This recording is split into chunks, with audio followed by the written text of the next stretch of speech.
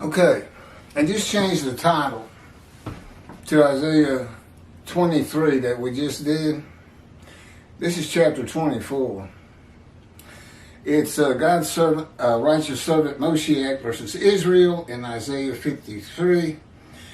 And the parentheses did read guilt offering, close parentheses. I've changed that to Tobiah's guilt offering, in parentheses. He's the only one that that says it's a guilt offering. Jews for Judaism, chapter 24, total different commentary on 53. It's based on world exaltation of the Jewish people, which has never occurred. So today, 53 can't be Israel. And I will tell you, and I have told you, it never will occur. You're not going to get 2 billion Christians to disavow Jesus.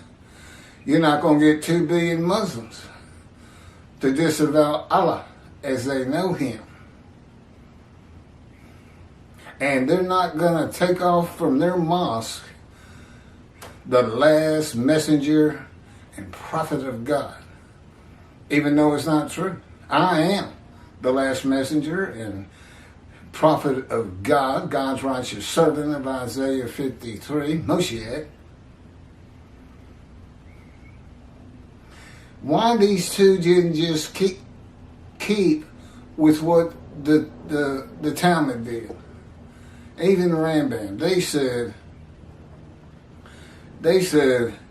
it's a personal Messiah. This Isaiah 53 describes. He is the man of Isaiah 11. And they just knew you gotta have a description. And the only description out there is 53, which really has nothing to do with King David. So they didn't assume Moshiach was going to be just like King David or anything. He's going to be this person that the Christians call suffering servant. Well, that's not what he is. He's the right... What's going on? I don't know, my picture keeps flickering. Oh, you think it's a automatic focus thing? Well, it didn't blur, it just flickered. Anyway, sorry about that.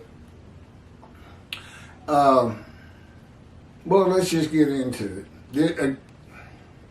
Again, this is the book. I'm reading from the book God dictated to me after He taught me the materials. Isaiah 53 in the day of the Lord. Just as He dictated the Torah to Moses. And just like Moses, who could have no idea about Genesis and Leviticus and Numbers and Deuteronomy, Exodus. Well, I guess depending on when he wrote it, he could have known Exodus. But I couldn't know the information in this book. No rabbi today knows these things. That's what the book's about. Look at the things y'all missed. Look at where you dropped the ball. And here's the things you simply don't know. How? An atheist for 50 years. No religious friends, no religious background. An atheist for 50 years. And a Gentile from Texas. It doesn't make me a cowboy, by the way. I grew up in Houston in the city. But I did get shot through the abdomen on a ranch, so that's Texas for you. The belief that Isaiah 53 describes the Jewish people as one man Israel, that is often attributed to Rashi, is now the prevalent teaching on the subject. Jews for Judaism is one of the most followed on the internet in its analysis of Isaiah 53 being the people of Israel. I don't know, Tobiah's got 66,000 followers. I would think Jews for Judaism has more. This is because they're international. The following is from Jews for Judaism, Isaiah 53, verse by verse. You can find this on their website. You can download it, as a matter of fact, if you want to see the whole thing. I'm hitting about 3 of their verses. quote, which they do not have. Okay, but my book shows it, but it doesn't close at the end of 52:13. It closes at the end of 15. They don't have it. And this is from the JPS 1985 version, translation of Hebrew to English, from scratch, from the Leningrad Codex, the oldest Hebrew Bible in existence. 52:13, behold, my servant shall succeed, he will be exalted and become high and exceedingly lofty. This is the commentary of Jews for Judaism. The success and exaltation of God's servant. It doesn't say righteous servant. Is an event that the prophet sees as futuristic. The immediate context, 52:7-12, tells us that this is part of the blessing that Israel will experience at the time of the restoration. Couldn't be more wrong. Oh, I'm going to have my commentary on this. It comes up next. It couldn't be more wrong. I think this fellow's last name is Kravitz with a K.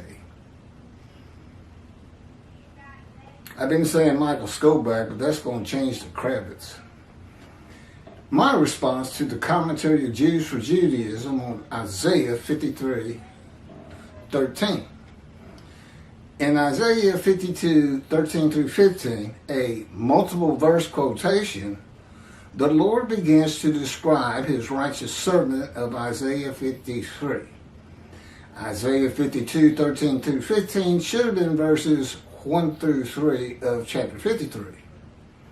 My servant to be exalted and become high and exceedingly lofty, because of these quotes and because of the words themselves, is now the Gentile man that God comes with from Edom, a Christian country, and of the Jewish people, none are with him. It is not the exiles. It is the Gentile that becomes my righteous servant in Isaiah 53:11 after passing the test of devotion, in Isaiah 53:10 when he makes himself an offering for guilt in a covenant with God.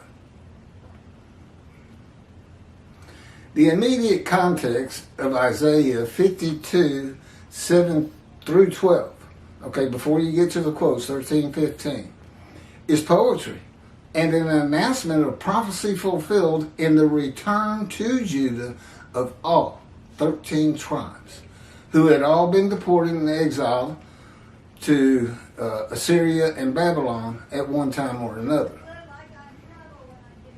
That's what 52 is about, until you get to 53, which is verses 13-15. The exalted has nothing to do with the servant, the Jewish people. My servant, exalted, was the Assyrian Babylon exiles, and the victory in sight of all the nations was the second temple. It was not a futuristic prophecy. The return included God's forgiveness of all the sins and inequities of the Assyrian Babylon exiles. Jeremiah's time to come of the new covenant with sin forgiveness in the day of the Lord is for the Roman dispersal, the diaspora, and is futuristic. The translation of our scroll and Shabbat of Isaiah 52 that Rashi comments on does not include the quotations that combine verses 13-15. The translation used by Jews for Judaism for its commentary also does not have the quotations. They are the only verse quotations of Isaiah 52 in a demarcation of the verses of the fulfillment of prophecy by the return of the remnant of the 13 tribes from exile. They are the beginning of the description of God's righteous servant of Isaiah 53 and have nothing to do with the exiles. God's servant, the Jewish people. God's righteous servant is a Gentile in the beginning. The translation of the Jewish Publication Society has the quotations, 1985 versions.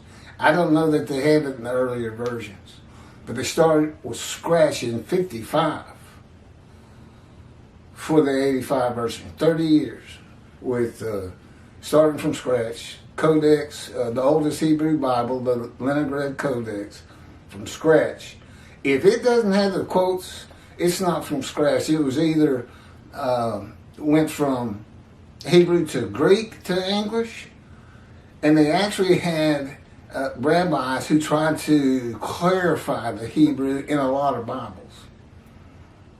But this is from scratch. This is 1985. God says there's no better translation that you can find.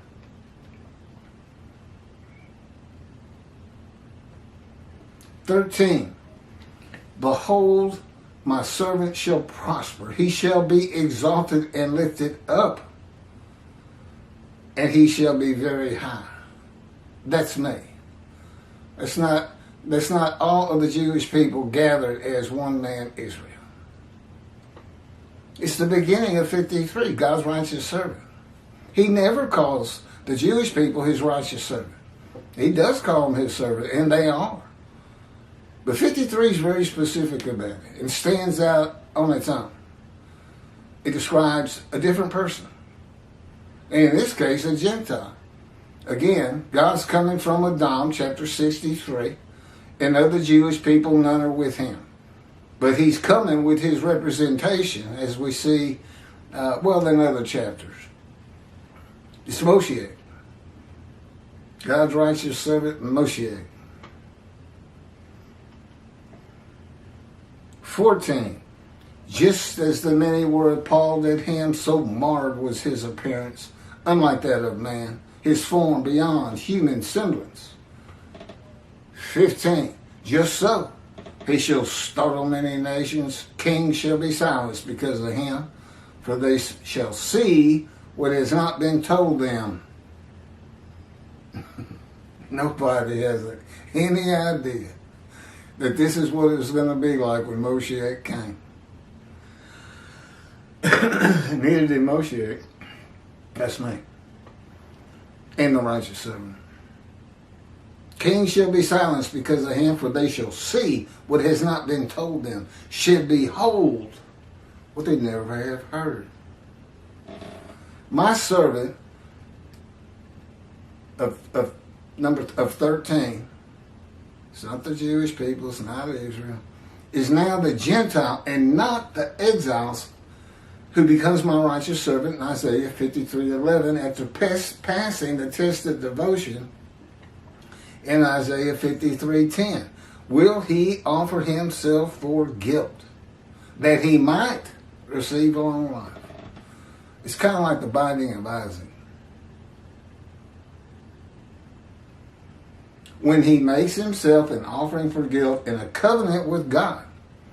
Isaiah 53 then begins with a new multiple verse quotation. This is after 15, 13, 14, and 15. It's verses 1 through 6 are combined. The people who say, who can believe what we have heard? Okay, behold what you can see, hear. It's that kind of wording. They are combined. It's the same people who say he was wounded for our sins, our guilt was laid upon him. And all those other words that start, it's basically 4, 5, and 6. Those are the many to be made righteous. That's their problem. They're not righteous. They don't follow God's laws, rules, and commandments. And what's the story about? A man, a lowly man, rising high. Rising high. I'll get to it. And making the many righteous with his knowledge in long life. That's them. That's the many.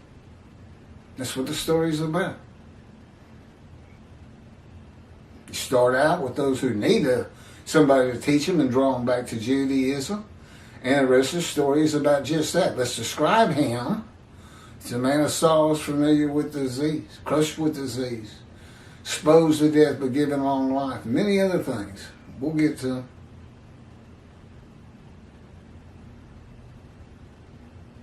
So Isaiah 53 then begins with a new multiple verse quotation that is missing the quotes from the translation of Art Scroll, Shabbat, and also Jews for Judaism, and the translation used in his commentary, but included in the translation of the Jewish Publication Society. This is 53, 1 through 6. Who would believe our report? And to whom was the arm of the Lord revealed? And he came up like a sapling before it, and like a root from dry ground. He had neither form nor comeliness. And we saw him that he had no appearance. Now shall we desire him? Despised and rejected by men, a man of pains and accustomed to illness, and as one who hides his face from us, despised, and we held him of no account. Indeed, he bore our illnesses. This is verse 4. And our pains, he carried them. Yet we accounted him as plague, smitten by God and oppressed. But he was pained because of our transgressions, crushed because of our iniquities. The chastisement of our welfare was upon him, and with his wound we were healed. He was oppressed, and he was afflicted. Yet he would not open his mouth. Like a lamb to the slaughter he would be brought, and like an ewe that is mute before her shearers, and he would not open his mouth. Oh.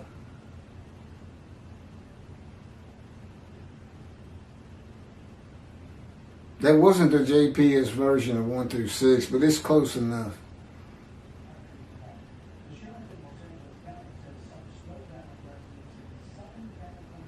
The speaker is no longer God from the Isaiah 52 multiple verse quote, but is the witnesses of God's righteous servant of the Isaiah 53 multiple quote verse that follows. The witnesses, who are Jews, identify themselves as one of the many made righteous by God's righteous servant, saying, it was our sickness that he was bearing, our suffering he endured. That's verse 4. He was wounded because of our sins, crushed because of our iniquities. Verse 5. He bore the chastisement that made us whole, and by his bruises we were healed. Verse 5. And the Lord visited upon him the guilt of all of us. See also verse 6. Oh no, that's verse 6. And see offering for guilt in 53:10. I gotta get the TV. My parents are in their 90s. They can't hear you. I gotta go shut their door. In the last hour or so, so watch that.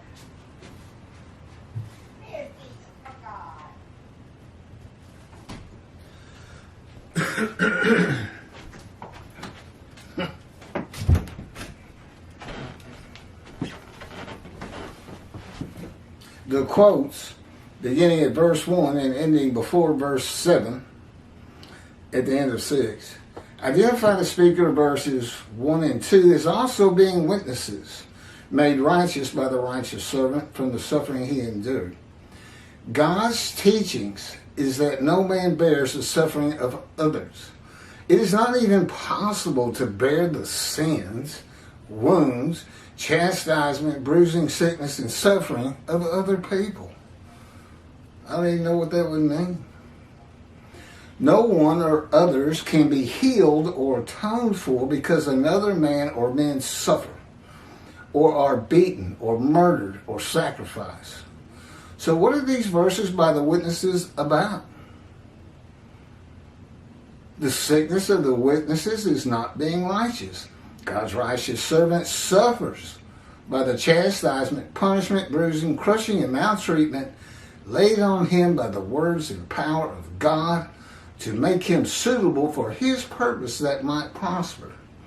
a purpose that includes the righteous servant making the many righteous by his knowledge with long life and the building of the third temple. The righteous servant bearing up to this fire of refinement. And God left it out of 53 on purpose. You can find it in Ezekiel. That's the backup for all this.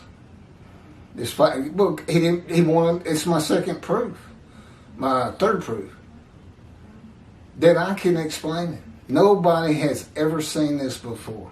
You're hearing it from the righteous servant Moshiach, who is also, because there's only one description in 4 righteous servants to come. The prophet like Moses, Elijah, and of course Moshiach, and the man described in Isaiah 53. That's my life it's talking about. That's why God dictated to me the life of God's righteous servant Moshiach.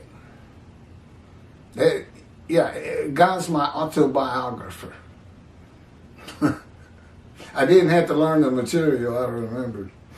And it's really just, it's a very short book, and it's there just to show injuries and all the other things that happened to this man, according to 53. Afflicted, grievous bodily wounds. This is a commentary of Jews for Judaism on verse 53, 4, 5, and 10. And it's Jews for Judaism, Isaiah 53, verse by verse, which you can find on their website, followed by my commentary and response. Jews for Judaism, commentary on Isaiah 53, 4. But in truth, this is their version.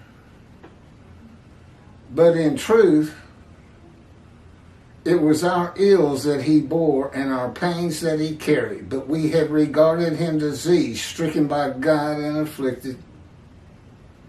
The kings now realize.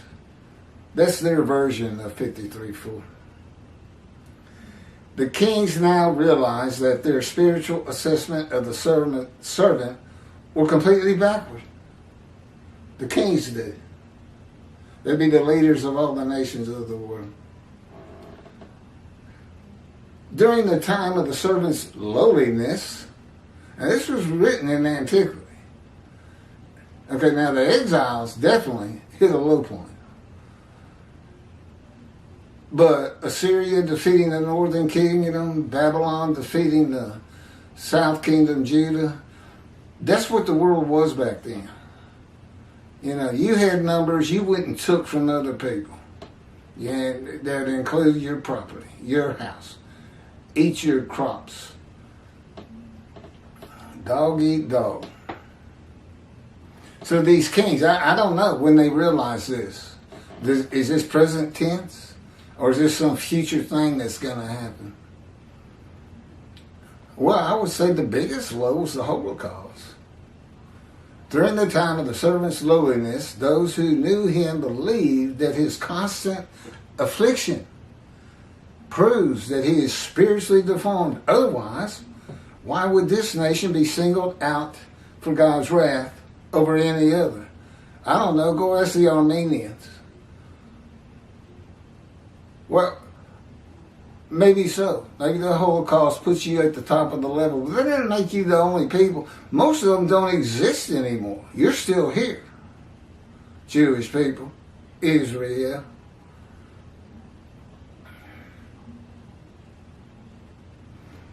But now, with the servant's exaltation, when? It's an event that cannot occur.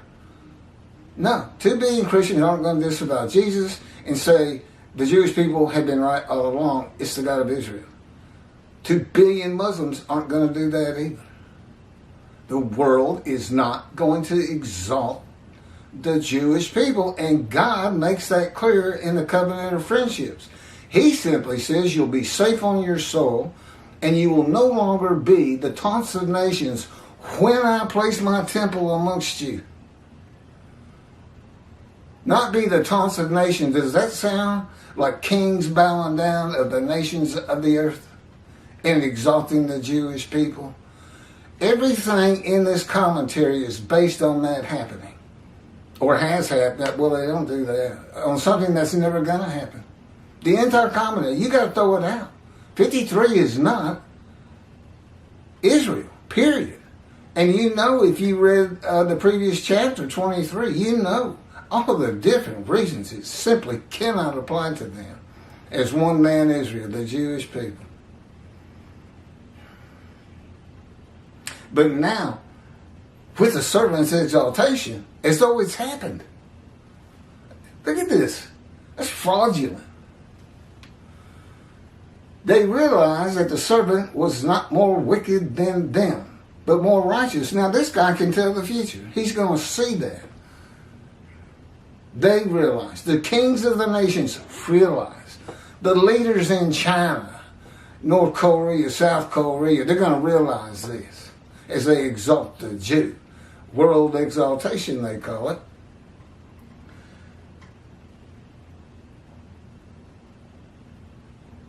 But now, with the servant's exaltation, they realized that the servant was not more wicked than them, but more righteous. Oh, really? That's going to be an interesting time. Their assessment of the servant is reversed because they come to a true understanding of God's plan throughout history. Does that sound like the Christians to you? How about the Muslims? How about Islam? A true understanding of God's will throughout history. Yeah, I don't think so. With the restoration of Israel and God's glory coming to dwell in the Jerusalem temple, the nations of the world will experience true sanctity and a real connection to God. God says, covenant of friendship, the nations will know God sanctifies Israel. That's what he says. But let's don't teach God's words by any stretch of the imagination. And of course, this is why all rabbis have been dismissed before God. And that's in the Hebrew Bible. That's God's words. I wouldn't teach anything else. They will realize, I guess we're still talking about the king or the nations, they will realize that many of their activities were actively preventing God's presence from being manifested in this world, even though they had considered many of these activities to be righteous and godly. How about not building the third temple? Who's keeping him away? Well, that's his purpose. Malachi 3, I'm going to return to my temple. Well, why hadn't you built it? And if you're the righteous servant of God, Jewish people, where is it? Why aren't you making people righteous with the new covenant of sin forgiveness? Because I wonder why they didn't just stay with the Talmud. Isaiah 11 describes the anointed one, Moshiach, and that's just because the Spirit entered him. That's why he's anointed. It's like the oil you give in a physical human anointment. And described in 53. Moshiach's the man described in 53. That's what Rambam said and many, many, many other rabbis and sages. Why change it now? Now, I know they'll say Rashi did that, but there's a problem with that. He mentions the personal Messiah in Zechariah. His preamble. That does work. And blurred out my mood. It has to refocus.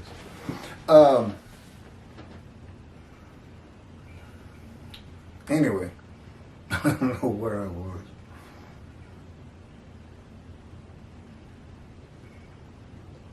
In order for God's presence to be revealed in this world, there needs to be obedience and humility towards God.